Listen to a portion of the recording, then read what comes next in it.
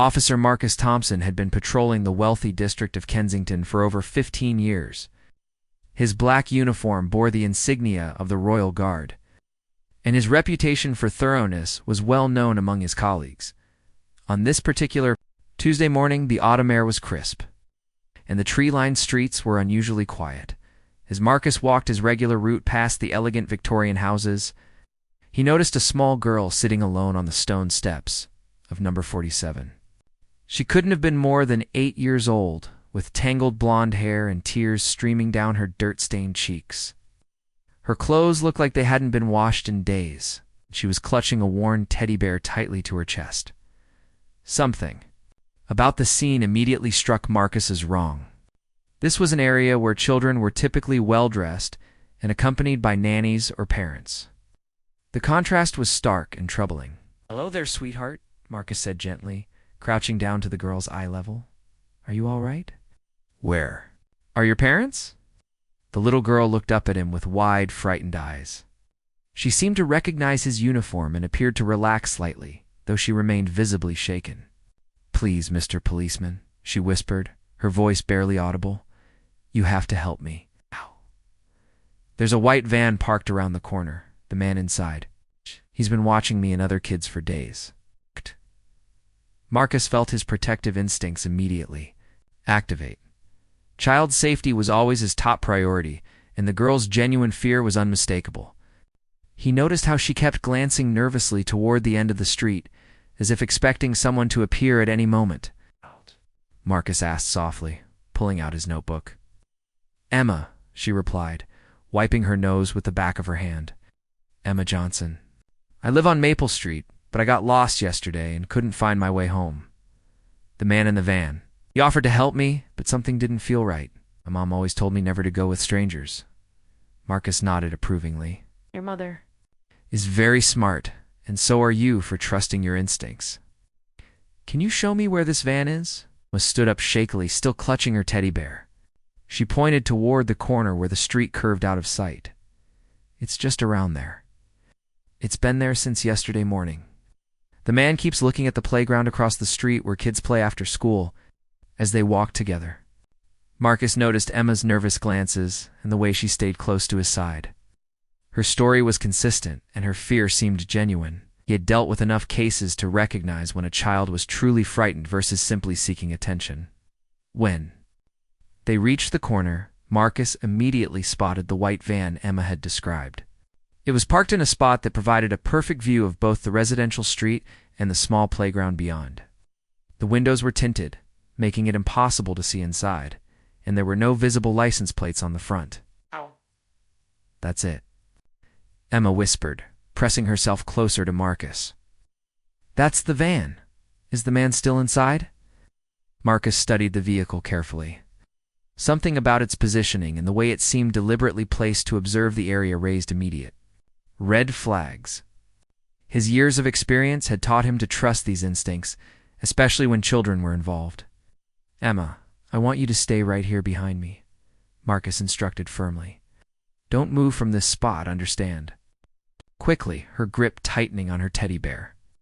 Marcus could feel the weight of responsibility settling on his shoulders as he prepared to investigate what might be a very dangerous situation. Marcus approached the white van with measured, careful steps. His hand instinctively moved to rest on his radio, ready to call for backup if needed. The vehicle appeared empty at first glance, but he knew appearances could be deceiving. Years of police work had taught him that the most dangerous situations often looked perfectly normal on the surface. As he drew closer, Marcus began to notice troubling details. The van's rear windows were not just tinted but completely blacked out. There were no company logos or identification marks anywhere on the vehicle, which was unusual for a work van in this area. Most legitimate service vehicles in Kensington were clearly marked with business information. The license plate was missing from the front. Marcus made a mental note to check the rear plate when he circled around. He could hear Emma's quiet breathing behind him. He was acutely aware that he needed to handle this situation carefully to protect her. Suddenly, the van's engine started with a low rumble.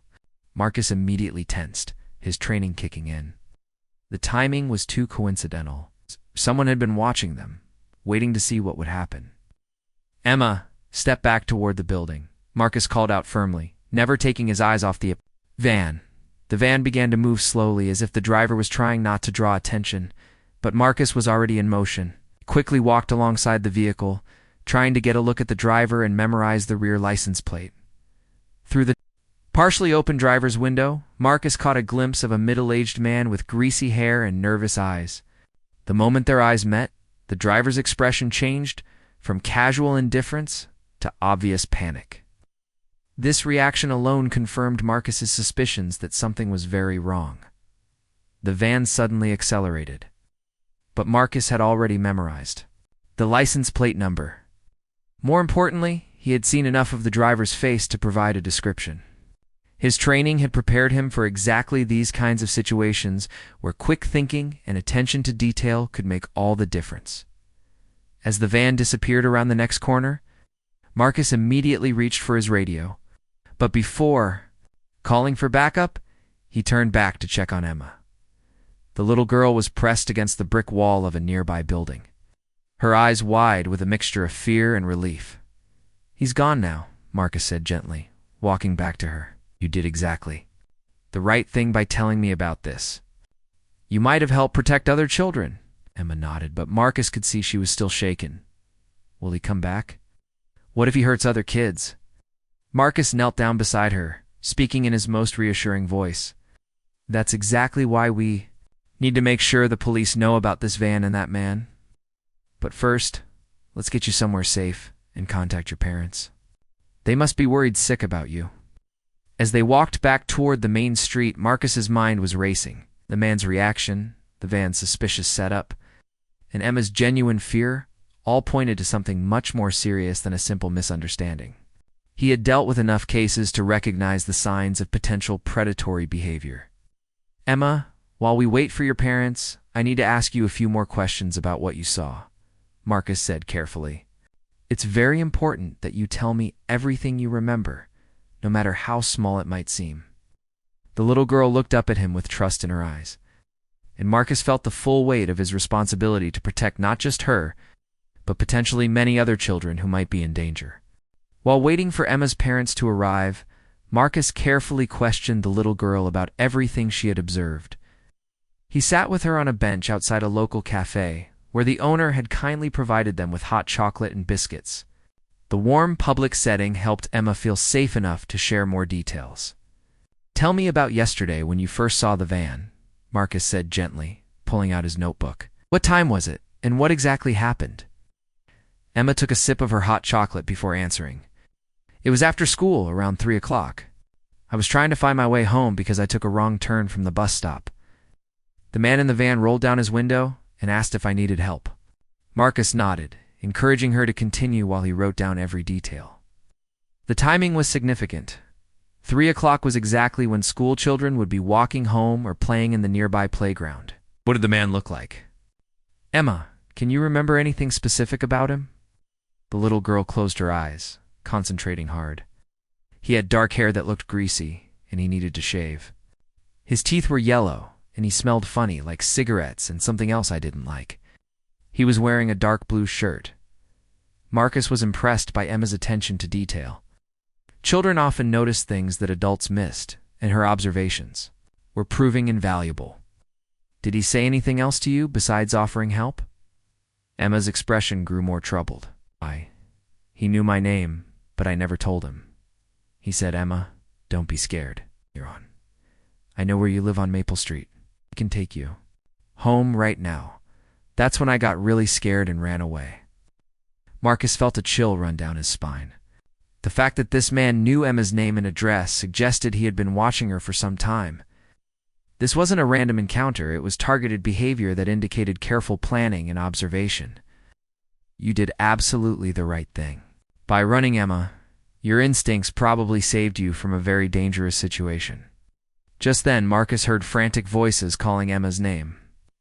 A woman with blonde hair similar to Emma's came running down the street, followed by a tall man in a business suit. Emma jumped up from the bench and ran toward them. "Mummy, Daddy?" Emma cried, throwing herself into her mother's arms. The reunion was emotional. With both parents holding Emma tightly while tears streamed down their faces, Marcus watched the scene with relief. His mind was still focused on the serious implications of what Emma had told him. After the initial reunion, Emma's father, David Johnson, approached Marcus with gratitude and concern. "Officer, my wife. Sarah and I can't thank you enough for finding Emma and keeping her safe. We've been searching everywhere since she didn't come home from school yesterday." Marcus shook David's hand firmly. "Your daughter is very brave, Mr. Johnson. But I need to speak with both of you about a serious situation that involves Emma's safety and potentially the safety of other children in this area." Sarah Johnson, still holding Emma close, looked alarmed. "What kind of situation, Emma, sweetheart? Are you hurt? Did someone try to hurt you?" Marcus gestured for the family to sit on the bench while he explained the situation. As he described the suspicious van and the man's behavior, he watched both parents' faces grow pale with a mixture of fear and anger. "This man knew Emma's name and your address," Marcus continued. "This suggests he's been watching your family for some time. We need to take immediate action to ensure Emma's safety and investigate whether other children might be at risk." That gravity of the situation was beginning to sink in for everyone involved, and Marcus knew that what they had discovered was likely just the beginning of a much larger and more dangerous situation. Marcus immediately contacted Detective Inspector Sarah Chen from the Metropolitan Police's Child Protection Unit. Within 30 minutes, Chen arrived at the scene with 2 other officers and a forensics specialist. The seriousness with which the department treated the situation confirmed Marcus's instincts about the potential danger. "Officer Thompson, you've done excellent work here," Detective Chen said as she reviewed Marcus's detailed notes. "The description Emma provided matches a suspect we've been tracking in connection with several attempted child abductions in neighboring districts." Emma stayed close to her parents while Detective Chen gently interviewed her again, this time with specialized training in speaking with child witnesses. The detective's patient approach helped Emma remember additional details that proved crucial to the investigation. The man had a tattoo on his left arm. Emma suddenly remembered. It looked like a snake wrapped around something. And there were boxes in the back of the van. I could see them through the window when he opened the door. Detective Chen exchanged a meaningful look with Marcus. "Emma, you've been incredibly helpful and brave. These details are going to help us catch this man and make sure he can't hurt any children." While the detective continued interviewing Emma and her parents, Marcus worked with the forensics team to examine the area where the van had been parked. They found tire tracks and cigarette butts that could potentially provide DNA evidence. Every piece of information was carefully documented and collected. The investigation revealed that the license plate Marcus had memorized belonged to a stolen vehicle reported missing 3 days earlier. This discovery elevated the case to a much higher priority level, as it suggested the suspect was operating with considerable planning and criminal sophistication. "We need to issue an immediate alert to all schools and community centers in a 5-mile radius," Detective Chen decided. "Parents need to be warned, and children need to know what to watch for." Marcus felt a deep sense of satisfaction knowing that Emma's courage in speaking up had potentially prevented other children from being harmed. However, he also understood that the suspect was still at large and likely looking for new opportunities as the afternoon wore on, or disturbing information began to surface. The forensics team discovered that the van had been parked in the same location on 3 different days, always during school dismissal times. Security footage from a nearby business showed the vehicle had been there the previous week as well, suggesting extended surveillance of the area. Detective Chen pulled Marcus aside for a private conversation. "Based on the evidence we've gathered, this appears to be part of a larger operation. The level of planning and the specific targeting suggests we're dealing with someone who has done this before." The realization that Emma might have encountered a serial predator sent chills through everyone involved in the investigation. Marcus thought about all the children who walked through this neighborhood daily, completely unaware of the danger that had been lurking nearby. "What's our next step?" Marcus asked. His protective instincts in full gear. "We're setting up surveillance in the area and coordinating with other districts to see if we can track this van's movements. Your quick thinking and Emma's bravery have given us the best lead we've had in months. As Emma's family prepared to leave with additional security measures in place, Marcus realized that this case was far from over. The horrifying truth about what they had discovered was only beginning to unfold. 3 days after the initial encounter, Detective Chen called Marcus with urgent news. The investigation had taken a shocking turn that revealed the true scope of the horror Emma had helped uncover. "Marcus, we found the van," Detective Chen said, her voice heavy with the weight of what they had discovered. "It was abandoned in a warehouse district about 10 miles from where you first spotted it. What we found inside is going to change everything about this case." Marcus met Detective Chen and the specialized investigation team at the warehouse. As they approached the white van, now surrounded by police tape and forensic equipment, Marcus could see the grim expressions on everyone's faces. "Before we go any further," Detective Chen said, "I need to warn you that what we've discovered is deeply disturbing. This van wasn't just being used to watch children, it was equipped as a mobile prison. Inside the van, investigators had found restraints, children's clothing in various sizes, toys that appeared to be used as lures, and most horrifyingly, a detailed notebook containing names, addresses, and schedules of dozens of children from across London." Emma's name was on the very first page, along with detailed notes about her daily routines. "The suspect had been planning this for months," Detective Chen explained as they examined the evidence. "He had detailed information about Emma's school schedule, her walking routes, even her favorite playground. This wasn't a random opportunity. It was a carefully orchestrated plan." Marcus felt sick as he realized how close Emma had come to becoming a victim. The notebook revealed that the suspect had been watching at least 30 other children with the same level of detail. Entry contained photos taken from a distance, home addresses, family information, and notes about when the children were most vulnerable. "We've identified the suspect," Detective Chen continued.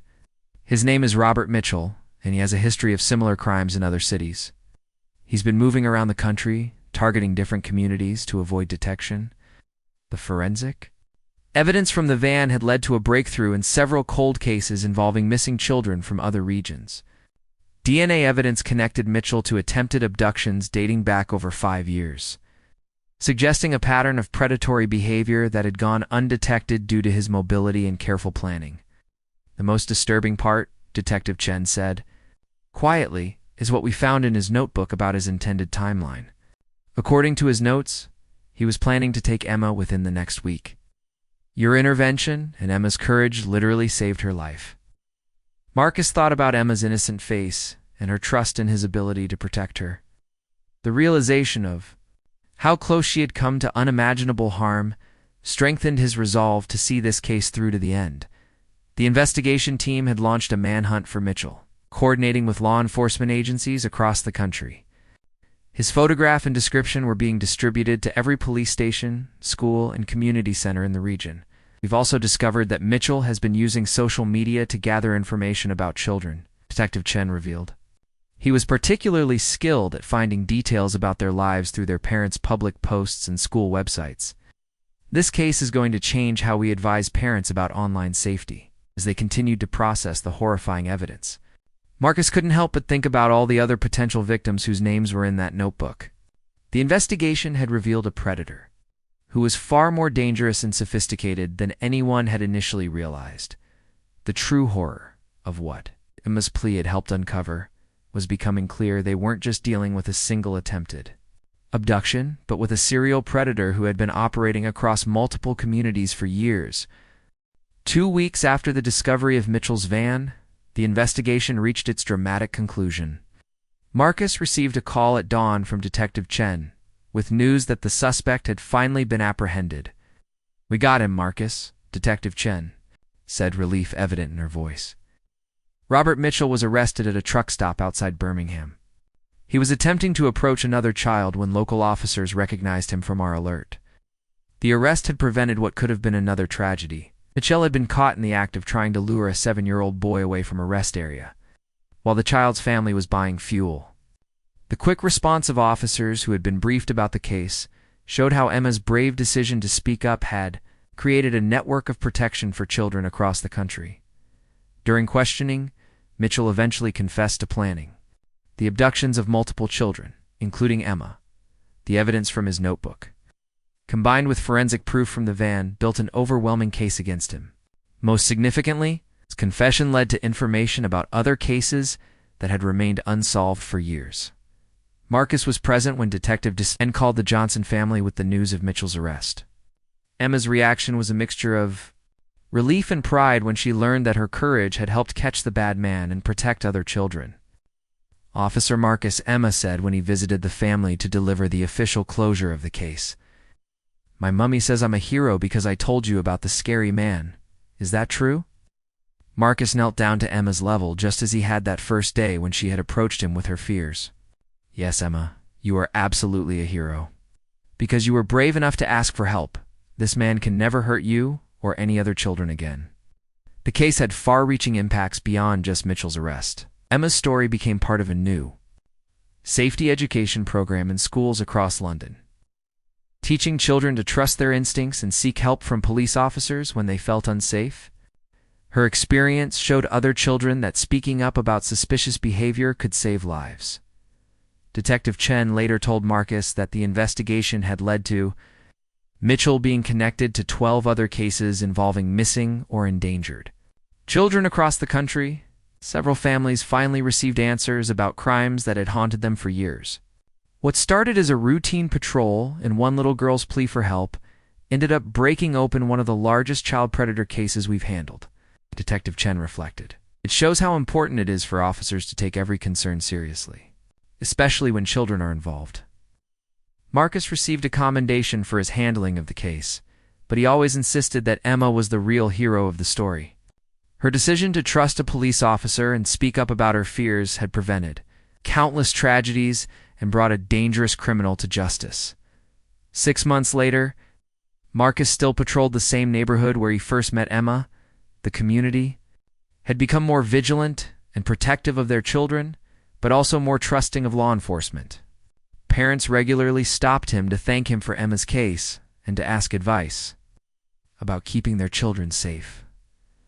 Emma's family moved to a new neighborhood for a fresh start, but they stayed in touch with Marcus. Emma's mother sent him pictures, showing Emma had joined a local youth police program where she helped teach other children about safety. The little girl, who had been too scared to find her way home, had become a confident voice for child protection. The case of the suspicious van and Emma's plea had revealed a horrifying truth about the dangers that could lurk in any neighborhood. But it also demonstrated the power of courage, the importance of trusting instincts, and how one person's decision to speak up could protect an entire community. Marcus never forgot the lesson that sometimes the smallest voices carry the most important messages, and that every plea for help deserves to be taken seriously.